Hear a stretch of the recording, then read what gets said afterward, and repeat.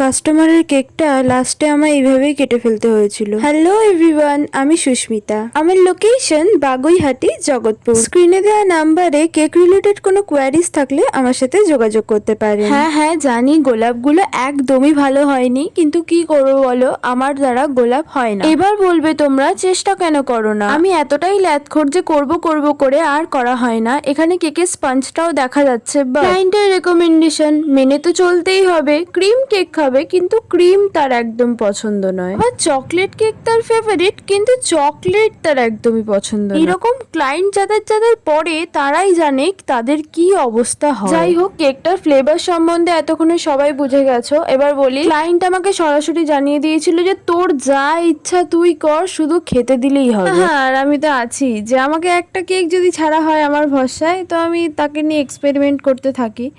যাই হোক, কেকটা তোমাদের কেমন লাগলো অবশ্যই জানিও। আর এরকম কেক যদি তোমরা অর্ডার করতে চাও তাহলে কি করছো, ডিএম করো আমাকে। প্লিজ একটা ফলো, লাইক অ্যান্ড শেয়ার করে দিও।